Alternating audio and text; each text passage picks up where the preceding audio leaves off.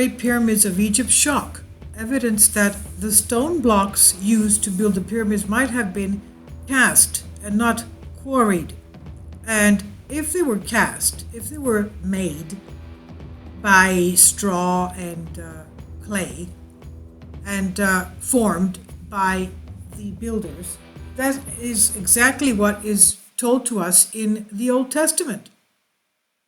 The Old Testament says that the Israelites made the bricks that were used to build the pyramids, and not cutting stone, but making bricks. So, and this is what one man claims, and he's got the images to show, to evidence that. The Great Pyramids of Egypt evidence that the stone blocks might have been cast and not quarried. Quote, "This is not my day job," end quote, begins Michael Barsam as he recounts his foray into the mysteries of the Great Pyramids of Egypt. As a well-respected researcher in the field of ceramics, Barsam never expected his career to take him down the path of history, archaeology, and political science with materials research mixed in. As a distinguished professor in the Department of Materials Sciences and Engineering at Drexel University, his daily routine consists mainly of teaching students about ceramics or performing research on a new class of materials, the so-called max phases, that he and his colleagues discovered in the 1990s.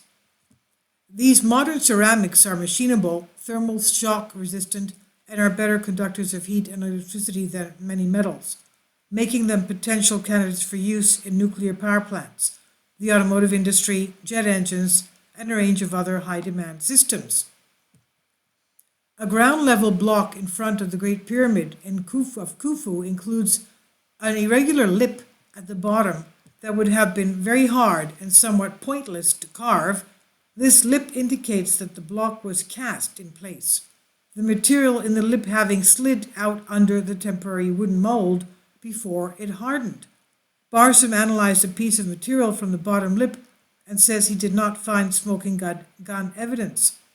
Quote, "The only logical conclusion is that after 5,000 years, the binding phase has basically been washed away. Solution? Get samples from the core of the block. Easier said than done," end quote. Now, then Barsam received an unexpected phone call from Michael Carroll, a friend of the retired colleague of Barsam, who called to chat with the Egyptian-born Barsam about how much he knew of the mysteries surrounding the building of the Great Pyramids of Giza, the only remaining of the 7 wonders of the ancient world. The widely accepted theory that the pyramids were crafted of carved-out giant limestone blocks that workers carried up ramps had not only been embraced by everybody, but, as important, had quite a number of holes. Burst out laughing?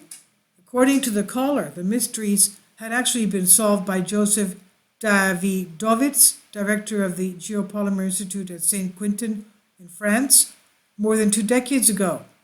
Davidovits claimed that the stones of the pyramids were actually made of very early form of concrete created using a mixture of limestone, clay, lime, and water. Quote, "It was at this point in the conversation that I burst out laughing," unquote. Barsam said, "If the pyramids were indeed cast," he said, "someone should have proven it beyond a doubt by now, in this day and age, with just a few hours of electronic microscopy." It turned out that nobody had completely proven the theory yet. Quote, "What started as a 2-hour project turned into a 5-year odyssey that I undertook with one of my graduate students, Ardish Ganguly, and a colleague in France, Gilles Hugues," Barsam said. A year and a half later, after extensive scanning, electron microscope observations, and other testing, Barsam and his research group finally began to draw some conclusions about the pyramids. They found that the tiniest structures within the inner and outer casing stones were indeed consistent with the reconstituted limestone. The cement binding the limestone aggregate was either silicon dioxide, the building block of quartz, or a calcium and manganese-rich silicate mineral. The stones also had a high water content, unusual for the normal dry, natural limestone found on the Giza Plateau, and the cementing phases in both the inner and outer casing stones were amorphous. In other words, their atoms were not arranged in a regular and periodic array.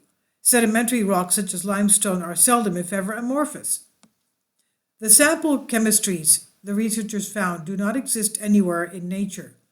Quote, therefore, Barsam said, it's very improbable that the outer and inner casing stones that we examined were chiseled from natural limestone block, end quote. So what he's saying is it's not a natural rock.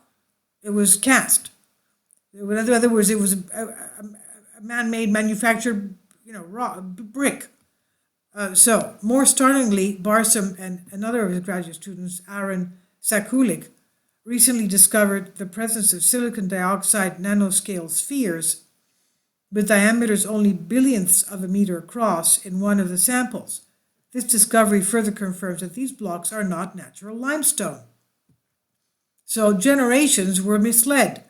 At the end of their most recent paper reporting these findings, the researchers reflect that it is ironic, sublime, and truly humbling, quote unquote, that this 4,500-year-old limestone is so true to the original that it has misled generations of Egyptologists and geologists, and, quote, because the ancient Egyptians were the original, albeit unknown, nanotechnologists, end quote.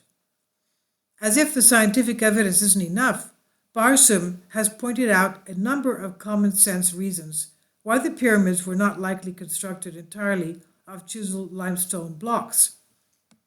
Egyptologists are consistently confronted by unanswered questions. How is it possible that some of the blocks are so perfectly matched that not even a human hair can be inserted between them? Why, despite the existence of millions of tons of stone, carved presumably with copper chisels, has not one copper chisel ever been found in the Giza Plateau?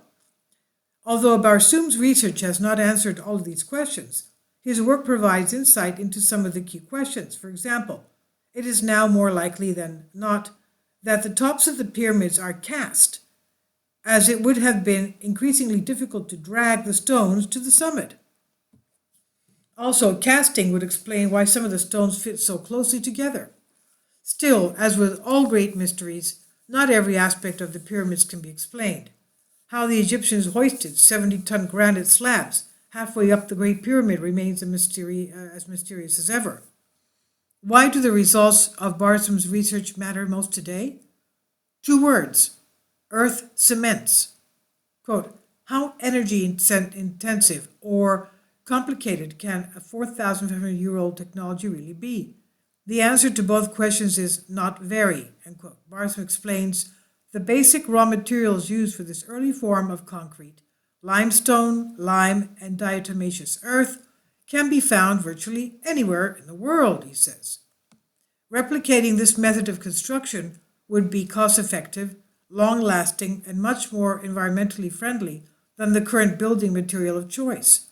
Portland cement, that alone pumps roughly 6 billion tons of CO2 annually into the atmosphere when it is manufactured. Ironically, Barsam said, this study of 4,500-year-old rocks is not about the past, but about the future, end quote. This is by Sheila Brenninger Dorilona Rose Life Science, and the editor's note, research was supported by the National Science Foundation, federal agency charged with funding basic research and education across all fields of science and engineering. And it's on Humans Are Free Creative Commons by Alexander Light. So please tell me what your comments are on this. Obviously, you can see that they were cast. And here's a little lip that sort of slid underneath the mold. And obviously, this goes exactly with what is written in the Old Testament, that the Israelites were making these things with straw and clay, the clay that they were mixing with their feet and everything. So please tell me what you think about this. I think this is really fascinating, and this is the evidence that shows it. And we know that the Mycene Agamemnon's area there was also cast blocks and not quarried. So maybe this was an ancient technology used.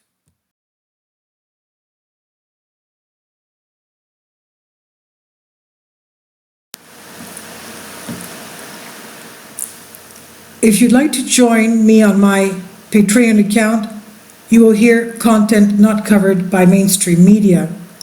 These riveting stories will be based on my research, and I will state my opinions and give my personal insight on diverse and controversial subjects and world events not covered by mainstream media, and not supported by YouTube guidelines. So whatever I have on my Patreon, most of those will not be on my YouTube channel. Please consider becoming a member today. More of the most significant and important videos will be on my Patreon channel. Your support helps me to continue my research and keeps this YouTube channel alive. And we depend on your support, your generous charity, because we help economically challenged families here in Athens, Greece, in Kapota, and we also help the young generation with university tuition and the community around our church. Thank you.